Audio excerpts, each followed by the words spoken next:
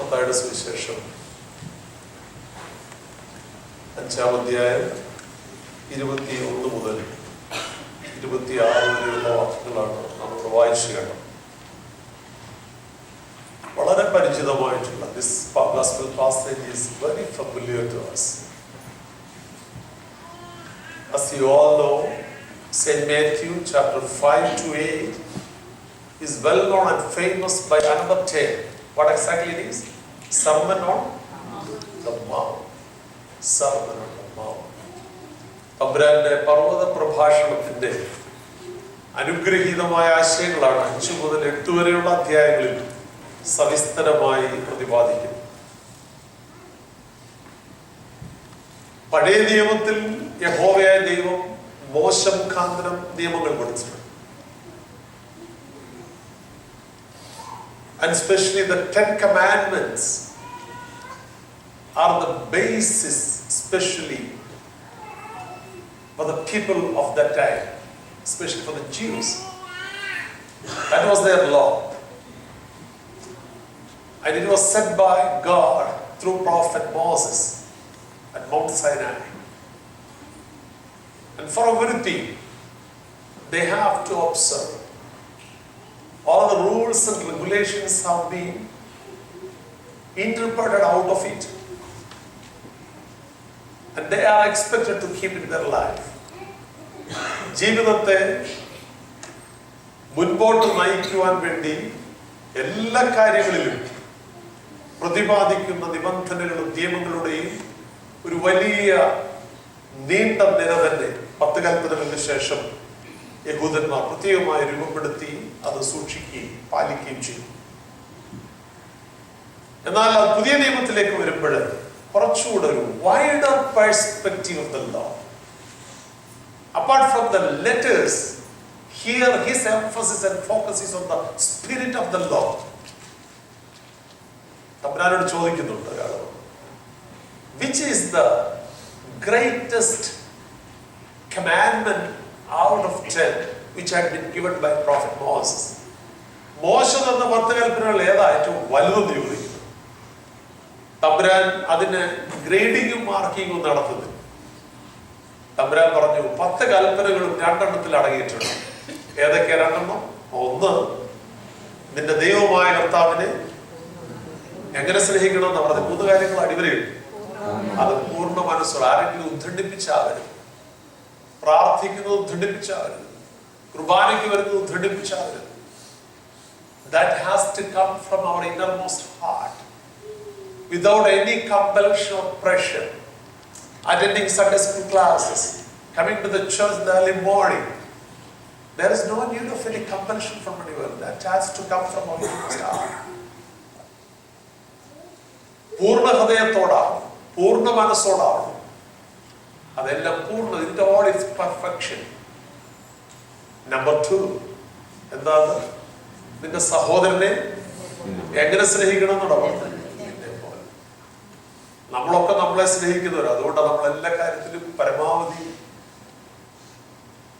പൂർണ്ണതയിലേക്ക് വളരാനൊക്കെ ആഗ്രഹിക്കുന്നതുകൊണ്ട്. ആ നമ്മളെ സ്നേഹിക്കുന്ന, സെൽഫിഷ് അല്ലാത്ത ആരെങ്കിലും ഉണ്ടോ? ആ നമ്മളെ സ്നേഹിക്കുന്നത് പോലെ തന്നെ മറ്റുള്ളവരെ സ്നേഹിക്കാൻ സാധിക്കും. These are the 2 dimensions of the entire commandments which are given by Lord God through prophet Moses.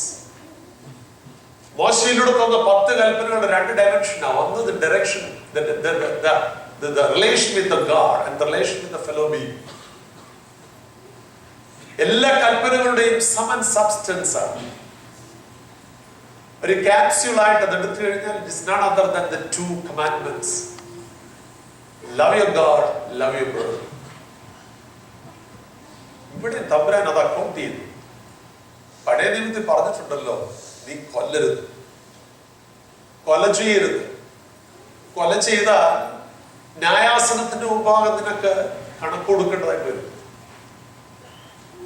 He is giving a new vision and new direction, new dimension to that particular law. Apart from the act of murder, he brings our notice to the root cause of that action. Is none other than anger. പാപമാണ് മനുഷ്യനെ എല്ലാ ഈവിളിലേക്ക് നയിക്കുക. When we look into the history and the story of the Cain and Abel and Cain, we see the root cause of the murder is none other than the enmity between them, the anger, കോപം. കുമ്പസാരങ്ങൾ വെളിപ്പെടുത്തരുതെന്ന് പറയും. പക്ഷെ പരസ്യമായിട്ട് ആത്മീയ വർധനയ്ക്ക് ഉതകുന്നതാണെങ്കിൽ വ്യക്തിപരമായി പരാമർശം ചെയ്യാതെ പറയാം. കുമ്പസാരങ്ങളിൽ 99% ആളുകൾ കൺഫസ് ചെയ്യുന്ന ഒരു പാപമുണ്ട്. പരസ്യമായിട്ടാണ് പറയാം. അത് കോപിക്കുന്നുണ്ട്. ഞാൻ വേണ്ടാത്തതിനെല്ലാം കോപിക്കുന്നു. പരസ്യമായിട്ട് പറയുന്നതാണ്. എല്ലാവരും കമ്മിറ്റ് ചെയ്യുന്നൊരു കാര്യം, എല്ലാവരും അത് കൺഫസ് ചെയ്യുന്നൊരു കാര്യം. ആ വേണ്ടതിനും വേണ്ടതിന് ജീവിത പങ്കാളിയോട് കോപിക്കുന്നു, എന്റെ കുഞ്ഞുങ്ങളോട് കോപിക്കുന്നു. ജീവിത പങ്കാളിയോട് സ്നേഹമില്ലാഞ്ഞിട്ടാണോ കോപിക്കുന്നത്? മക്കളോട് സ്നേഹമില്ലാഞ്ഞിട്ടാണോ? പക്ഷേ ഇല്ല, കോപത്തിന്റെ മറ്റു വശമുണ്ട്. This anger may lead to different directions, പല ദിശകളിലേക്ക്. അതുകൊണ്ടാണ് പറയുന്നത്, നീ കോപിച്ചോളാൻ പറഞ്ഞിട്ടുണ്ട്. പക്ഷേ ഒരു കണ്ടീഷൻ വെച്ചിട്ടുണ്ട്. എന്താണെന്നറിയാമോ? കോപിച്ചാൽ നീ പാപം ചെയ്യരുത് എന്നും സൂര്യൻ അസ്തമിക്കുമ്പോൾ അത് വെച്ചുകൊണ്ടിരിക്കരുതെന്നും പറയുന്നു.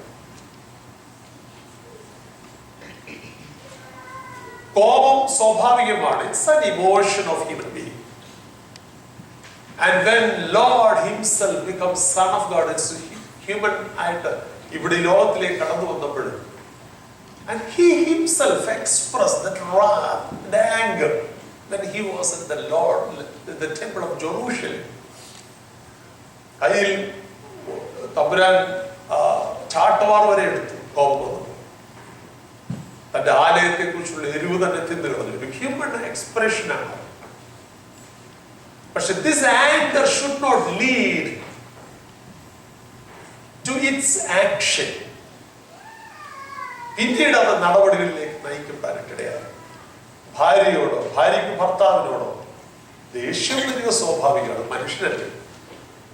പക്ഷെ ആ ദേഷ്യം എങ്ങനെ ഒതുങ്ങും? ഉള്ളിൽ quite often they express that emotion of anger in their words, വാക്കുകളിലാണ്. അതിന് അടുത്ത സ്റ്റേജ് വരുമ്പോഴത്തേക്ക് it comes in action.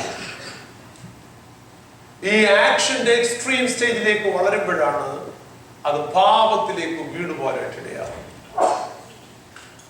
So the root cause of all evil are none other than the emotion created in the human heart, just like anger. കോപം പോലെയുള്ള ചെറുവികാരങ്ങൾ അത് മനസ്സിലുദിക്കുമ്പോൾ അതിന് ഭാവം ഉൾക്കൊണ്ടുകൊണ്ട് അത് അവതാരം ചെയ്യുമ്പോഴാണത് തിന്മയിലേക്ക് നിപതിക്കാനായിട്ടിടയാണ്. See here what Jesus said. He's saying not just as an advice. Authentically he's saying that I say to you,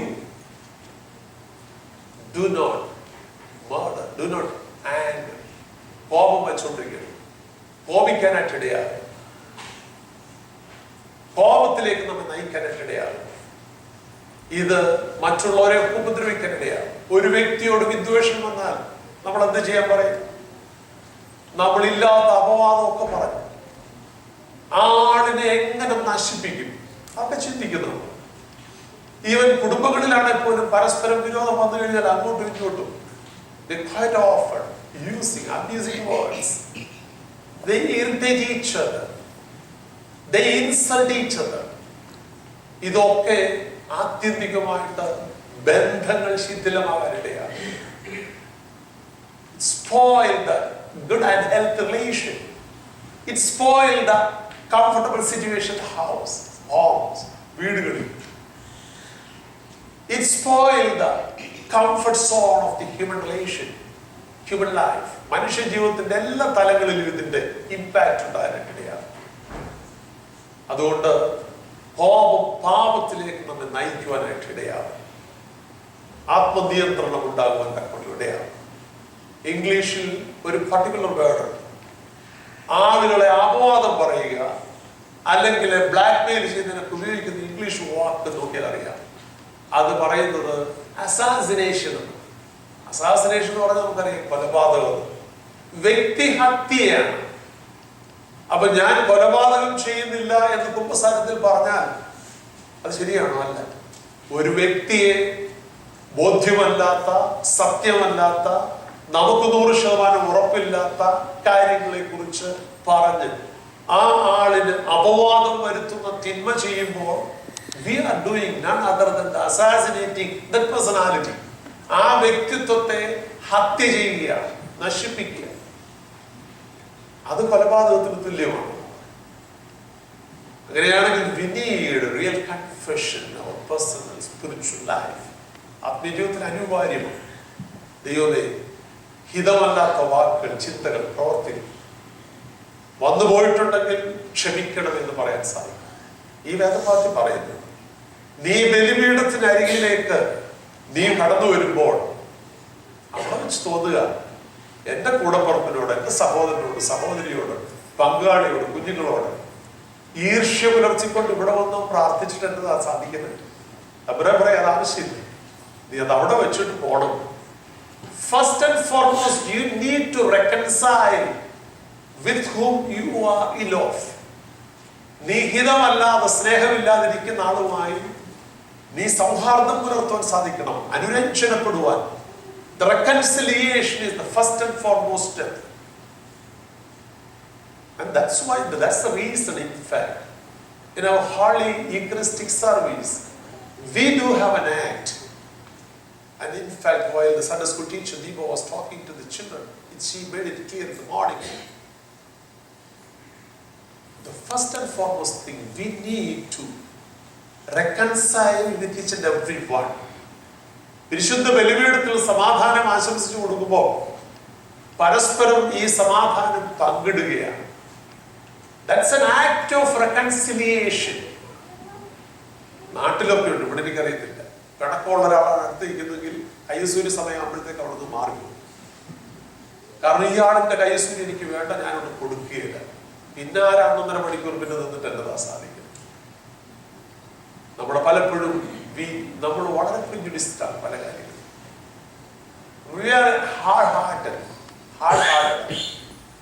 കഠിന ഹൃദയരായി തീരുകയാണ്. We need to reconcile with each and everyone. ആരോടെങ്കിലും വിദ്വേഷവും പകയും മനസ്സിൽ വെച്ചു ആരാധനയിൽ സംബന്ധിക്കുന്നത് സമയം നഷ്ടപ്പെടുന്നത് മാത്രമേ ഉള്ളൂ, ആത്മീയ വർധന വരുന്നില്ല.